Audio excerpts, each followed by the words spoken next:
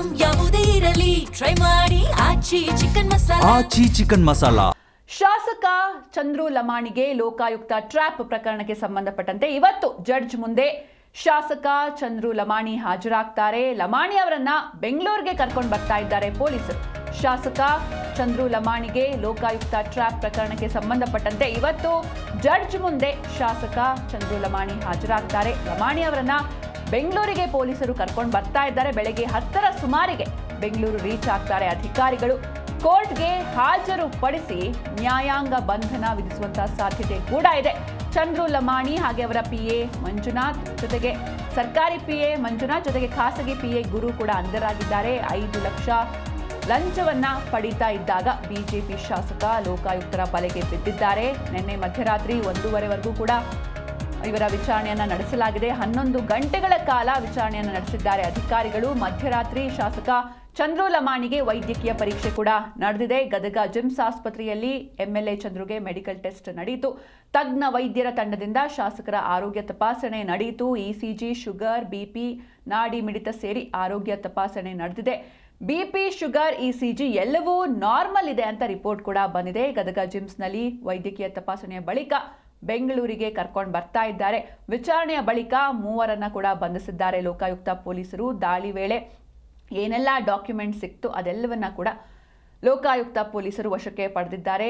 ಲಂಚ ಪ್ರಕರಣದಲ್ಲಿ ಲೋಕಾಯುಕ್ತರ ಬಲೆಗೆ ಬಿದ್ದು ಆರೋಪಿ ಸ್ಥಾನದಲ್ಲಿ ನಿಂತಿರುವ ಶಿರಹಟ್ಟಿ ಶಾಸಕ ಚಂದ್ರು ಲಮಾಣಿ ಹಾಗೆ ಅವರ ಆಪ್ತ ಸಹಾಯಕರಾದ ಮಂಜು ವಾಲ್ಮೀಕಿ ಹಾಗೆ ಗುರು ಲಮಾಣಿಯನ್ನ ತಡರಾತ್ರಿ 2 ಗಂಟೆಗೆ ಗದಗ ಜಿಲ್ಲಾಸ್ಪತ್ರೆಯಲ್ಲಿ ವೈದ್ಯಕೀಯ ಪರೀಕ್ಷೆಗೆ ಒಳಪಡಿಸಲಾಗಿದೆ. ಇನ್ನು ಇದರ ಮಧ್ಯೆ ಶಾಸಕ ಚಂದ್ರು ಲಮಾಣಿ ಆಪ್ತರಿಂದ ಪೊಲೀಸರ ನಡುವೆ ವಾಕ್ ಸಮರ, ತಳ್ಳಾಟ, ನೂಕಾಟ ನಡೆದು ಕೆಲ ಹೊತ್ತು ಹೈಡ್ರಾಮಾ ನಡೆಯಿತು.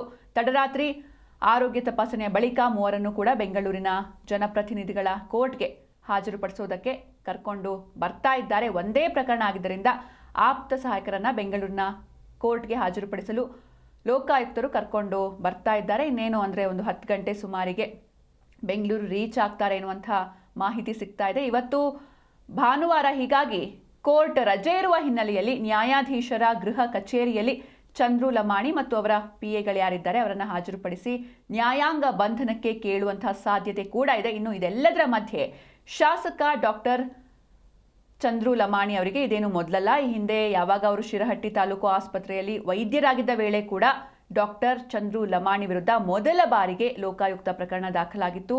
ಚಂದ್ರು ಲಮಾಣಿ ಬಿಜೆಪಿಯಿಂದ ಸ್ಪರ್ಧೆ ಬಯಸಿದ್ದ ವೇಳೆಗೆ ಅವರು ತಮ್ಮ ಕೆಲಸಕ್ಕೆ ನೀಡಿದ್ದ ರಾಜೀನಾಮೆ ಇನ್ನೂ ಅಂಗೀಕಾರಗೊಂಡಿರಲಿಲ್ಲ. ಬಿಜೆಪಿ ಅಭ್ಯರ್ಥಿಯಾಗಿ ಘೋಷಣೆಯಾದ ಬಳಿಕವೂ ಅವರಿಗೆ ಟಿಕೆಟ್ ಕೈ ತಪ್ಪುವ ಭೀತಿ ಸಹ ಎದುರಾಗಿತ್ತು. ಅಂದಿನ ಸಮಯದಲ್ಲಿ ಗದಗ ಜಿಲ್ಲಾಧಿಕಾರಿಯಾಗಿದ್ದ ವೈಶಾಲಿ ML ಅವರು 2023ರ ಏಪ್ರಿಲ್ನಲ್ಲಿ ಆರೋಗ್ಯ ಮತ್ತು ಕುಟುಂಬ ಕಲ್ಯಾಣ ಸೇವೆಗಳ ಇಲಾಖೆ ಆಯುಕ್ತರಿಗೆ ಪತ್ರವನ್ನ ಬರೆದು ಈ ಕುರಿತಾಗಿ ಮಾಹಿತಿಯನ್ನು ಕೂಡ ನೀಡಿದ್ರು. ಒಟ್ಟಾರೆ ಇವತ್ತು ನ್ಯಾಯಾಧೀಶರ ಮುಂದೆ ಹಾಜರುಪಡಿಸಿದ ನಂತರ ಕಮಲ ಶಾಸಕನ ಹಣೆ ಬರಹ ಕಮರಿ ಹೋಗುತ್ತಾ ಅಥವಾ ಆಪ್ತ ಸಹಾಯಕರ ಮೇಲೆ ಹಾಕಿ ಶಾಸಕ ಡಾಕ್ಟರ್ ಚಂದ್ರು ಪ್ರಕರಣದಿಂದ ಜಾರಿಕೊಳ್ತಾರಾ ಏನು ಎತ್ತ ಎಲ್ಲವನ್ನ ಕೂಡ ಕಾದು ನೋಡಬೇಕು. ಒಟ್ಟಾರೆಯಾಗಿ ಇದು ಸಾಕಷ್ಟು ಅಂದರೆ ಬಿಜೆಪಿಗೆ ಇದು ಸಾಕಷ್ಟು ಮುಜುಗರವನ್ನು ತಂದಿರುವಂತಹ ವಿಷಯ. ಯಾಕಂದರೆ ಯಾವಾಗಲೂ ನಾವು ನೋಡ್ತಲೇ ಇದ್ವಿ ಕಾಂಗ್ರೆಸ್ ಸರ್ಕಾರದ ವಿರುದ್ಧ ಕಿಡಿಕಾರ್ತಾನೆ ಇತ್ತು. ಇದು ಭ್ರಷ್ಟಾಚಾರದ ಸರ್ಕಾರ ಅಥವಾ ಇದೊಂದು ಪರ್ಸೆಂಟೇಜ್ ಸರ್ಕಾರ. ಯಾವಾಗ ಅಬಕಾರಿ ಇಲಾಖೆಯಲ್ಲಿ ಒಂದು ಪ್ರಕರಣ ಬೆಳಕಿಗೆ ಬರುತ್ತೆ, ಈ ಭ್ರಷ್ಟಾಚಾರದ ಪ್ರಕರಣ, ಅದರಲ್ಲಿ ಅಬಕಾರಿ ಸಚಿವರ ಹೆಸರು ಕೂಡ ತಳಕು ಹಾಕೊಂಡಿರುತ್ತೆ. ಈ ಒಂದು ಸಂದರ್ಭದಲ್ಲಿ ಸದನದಲ್ಲೂ ಇದೇ ವಿಷಯವನ್ನ ಪ್ರಸ್ತಾಪಿಸಿದ್ರು. ಅಬಕಾರಿ ಸಚಿವರು ರಾಜೀನಾಮೆ ಕೊಡಬೇಕು, ಇಲ್ಲವಾದ್ರೆ ಅಂದ್ರೆ CM ಕೂಡ ಇದರಲ್ಲಿ ಪಾಲುದಾರರಾಗಿರಬಹುದು, ಅದಕ್ಕಾಗಿ ಅವರು ಅವರ ರಾಜೀನಾಮೆಯನ್ನ ನೀಡ್ತಾ ಇಲ್ಲ, ಕೇಳ್ತಾ ಇಲ್ಲ ಅನ್ನೋದಾಗಿ ಸಾಕಷ್ಟು ಚರ್ಚೆಯನ್ನ ಮಾಡಿದ್ರು. ಇದೀಗ ತಮ್ಮ ಶಾಸಕರು ಬಿಜೆಪಿ ಶಾಸಕರೇ ಈ ರೀತಿ ಭ್ರಷ್ಟಾಚಾರದಲ್ಲಿ ರೆಡ್ ಹ್ಯಾಂಡ್ ಆಗಿ ಸಿಕ್ಕಾಕೊಂಡಿದ್ದಾರೆ. ಇದು ಬಿಜೆಪಿಯಲ್ಲಿ ಸಾಕಷ್ಟು ಚರ್ಚೆ ಅಂದ್ರೆ ಬಿಜೆಪಿ ನಾಯಕರಿಗೆ ಸಾಕಷ್ಟು ಮುಜುಗರವನ್ನ ಉಂಟು ಮಾಡ್ತಾ ಇದೆ. ಇವತ್ತು ಕೋರ್ಟ್ಗೆ ಅಂದ್ರೆ ಕೋರ್ಟ್ ರಜೆ ಇರುವಂತಹ ಹಿನ್ನೆಲೆಯಲ್ಲಿ ಗೃಹ ಕಚೇರಿಯಲ್ಲಿ ಜಡ್ಜ್ ಮುಂದೆ ಹಾಜರುಪಡಿಸಲಾಗುತ್ತೆ. ಲಮಾಣಿ ಅವರನ್ನ ಬೆಂಗಳೂರಿಗೆ ಕರ್ಕೊಂಡು ಬರ್ತಾ ಇದ್ದಾರೆ ಪೊಲೀಸರು. ಬೆಳಗ್ಗೆ 10ರ ಸುಮಾರಿಗೆ ಬೆಂಗಳೂರು ರೀಚ್ ಆಗ್ತಾರೆ. ಆಲ್ರೆಡಿ ಗದಗದಿಂದ ಹೊರಟಿದ್ದಾರೆ. ಇನ್ನೇನು ಕೆಲವೇ ಹೊತ್ತಿನಲ್ಲಿ ಬೆಂಗಳೂರು ತಲುಪ್ತಾರೆ. ಕೋರ್ಟ್ಗೆ ಹಾಜರುಪಡಿಸಿ ನ್ಯಾಯಾಂಗ ಬಂಧನ ಕೇಳುವಂತಹ ಸಾಧ್ಯತೆ ಕೂಡ ಇದೆ. ಚಂದ್ರು ಲಮಾಣಿ, PA ಮಂಜುನಾಥ್ ಹಾಗೂ ಗುರು ಅಂಧರಾಗಿದ್ದಾರೆ. 5 ಲಕ್ಷ ಲಂಚವನ್ನ ಪಡೀತಾ ಇದ್ದಾಗ ಬಿಜೆಪಿ ಶಾಸಕ ಬಲೆಗೆ ಬಿದ್ದಿದ್ದಾರೆ. ನಿನ್ನೆ ಮಧ್ಯರಾತ್ರಿ 1:30, 2 ಗಂಟೆವರೆಗೂ ಕೂಡ ಪ್ರಶ್ನೆಗಳನ್ನ ಕೇಳ್ತಾರೆ, ವಿಚಾರಣೆಯನ್ನ ನಡೆಸ್ತಾರೆ. ತದನಂತರದಲ್ಲಿ ಅಂದ್ರೆ 11 ಗಂಟೆಗಳ ಕಾಲ ವಿಚಾರಣೆಯನ್ನ ನಡೆಸ್ತಾರೆ ಅಧಿಕಾರಿಗಳು. ಇದಾದ ಮೇಲೆ ಅವರಿಗೆ ಒಂದು ಮೆಡಿಕಲ್ ಟೆಸ್ಟ್ ಕೂಡ ನಡೆಯುತ್ತೆ. ಗದಗದ ಜಿಮ್ಸ್ ಹಾಸ್ಪಿಟಲ್ನಲ್ಲಿ MLA ಚಂದ್ರುಗೆ ಮೆಡಿಕಲ್ ಟೆಸ್ಟ್ ನಡೆಯಿತು. ತಜ್ಞ ವೈದ್ಯರ ತಂಡದಿಂದ ಶಾಸಕರ ಆರೋಗ್ಯ ತಪಾಸಣೆ ನಡೆಯಿತು. ECG ಆಗಿರ್ಬೋದು ಅಥವಾ ಶುಗರು, BP, ನಾಡಿ ಮಿಡಿತ ಸೇರಿ ಆರೋಗ್ಯ ತಪಾಸಣೆಯನ್ನ ನಡೆಸಿದ್ರು. ಎಲ್ಲವೂ ಕೂಡ ನಾರ್ಮಲ್ ಇದೆ. ಇವತ್ತು ಜಡ್ಜ್ ಮುಂದೆ ಹಾಜರುಪಡಿಸ್ತಾರೆ.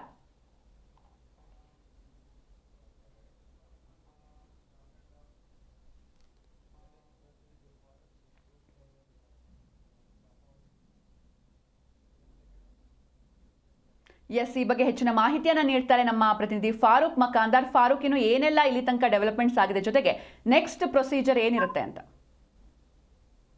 ಸಿಂಚನ ಏನಂದ್ರೆ ಗಿರಟ್ಟಿ ಕ್ಷೇತ್ರದ ಶಾಸಕ ಚಂದ್ರು ಲಮಾಣಿ ಅವರಿಗೆ ನಿನ್ನೆ ಮಧ್ಯರಾತ್ರಿವರೆಗೂ ಲೋಕಾಯುಕ್ತರು ಅಂದ್ರೆ ಸುಮಾರು 12 ಗಂಟೆಗಳ ಕಾಲ ಡ್ರಿಲ್ ಮಾಡಿರುವಂತದ್ದು. ಅದಾದ ನಂತರ ಗದಗ ಜಿಲ್ಲಾಸ್ಪತ್ರೆಗೆ ಕರೆತಂದು ಅಲ್ಲಿ ವೈದ್ಯಕೀಯ ತಪಾಸಣೆ ಅಂದ್ರೆ ಮೆಡಿಕಲ್ ಟೆಸ್ಟ್ ಅನ್ನ ಮಾಡಿ ಇಲ್ಲಿಂದ ಮಧ್ಯರಾತ್ರಿ 3 ಗಂಟೆ ಅಷ್ಟೊತ್ತಿಗೆ ಬೆಂಗಳೂರಿಗೆ ಕರ್ಕೊಂಡು ಹೋಗಿರುವಂತದ್ದು. ಶಾಸಕರು ಅಷ್ಟೇ ಅಲ್ಲದೆ ಅವರ ಆಪ್ತ ಸಹಾಯಕರು ಏನಿದ್ರು ಅವ್ರ ಜೊತೆಗೆ ಆ ಇಬ್ಬರ ಸಹಾಯಕರನ್ನು ಸಹ ಕರ್ಕೊಂಡು ಹೋಗಿದ್ದಾರೆ.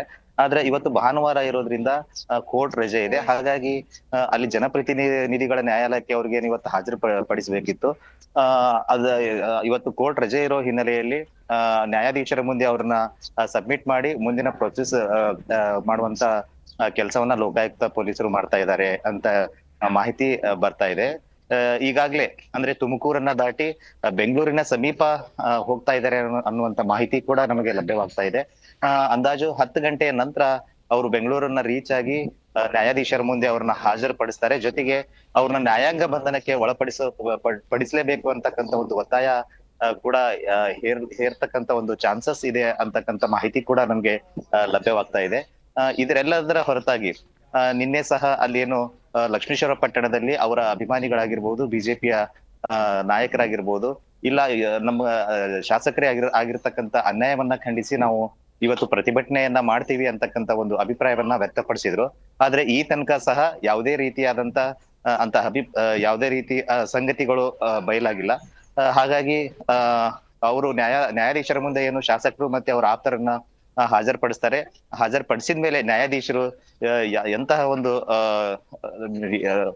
ಪ್ರಕರಣವನ್ನ ದಾಖಲಿಸಿಕೊಂಡು ಯಾವ ರೀತಿ ಅವರಿಗೆ ಶಿಕ್ಷೆಗೆ ಒಳಪಡಿಸ್ತಾರೆ ಅಂತಕ್ಕಂಥದ್ದು ನಾವಿನ್ನು ಕಾದ್ ನೋಡ್ಬೇಕಾಗಿದೆ. ಸಿಂಚನಾ, ಫಾರೂಕ್, ಇನ್ನು ಇದೇ ಮೊದಲ ಬಾರಿಗೆ ಈ ರೀತಿ ಭ್ರಷ್ಟಾಚಾರದಲ್ಲಿ ಇವರು ಸಿಕ್ಕಾಕೊಂಡಿರೋದಾ ಅಥವಾ ಹೇಗೆ ಅಂತ, ಇವರ ಹಿನ್ನೆಲೆ ಏನು ಅಂತ? ಸಿಂಚನ ಏನಂದ್ರೆ ಇವರು ಮೊದಲು ವೈದ್ಯಕೀಯ ವೃತ್ತಿಯಲ್ಲಿ ಕೆಲಸ ಮಾಡದಂತವ್ರು. ಈಗಾಗ್ಲೇ ಶಿರಹಟ್ಟಿ THO ಆಗಿ ಕೆಲಸ ಮಾಡಿದಾಗೂ ಸಹ ಇವರು ಒಂದ್ ರೀತಿ ಲೋಕಾರೇಡ್ಗೆ ಬಲಿಯಾಗಿದ್ರು.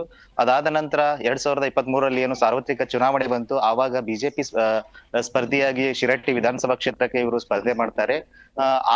ಆಗ ಕೂಡ ಇವ್ರ ಮೇಲೆ ಏನೋ ಆ ರೇಡ್ ಮಾಡಿರ್ತಕ್ಕಂಥ ಕೇಸ್ ಇತ್ತು.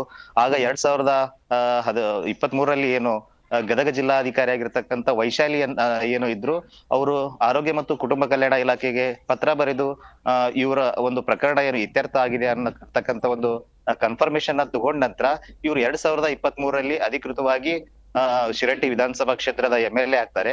MLA ಆದ್ಮೇಲೂ ಸಹ ಅಂದ್ರೆ ರಾಜಕೀಯ ವಲಯದಲ್ಲಿ ಕೇಳಿ ಬರ್ತಕ್ಕಂಥ ಒಂದು ಮಾತು, ಮೊದಲು ಸಹ ಅವರು ರೇಡ್ಗೆ ಬಲಿಯಾಗಿದ್ರು.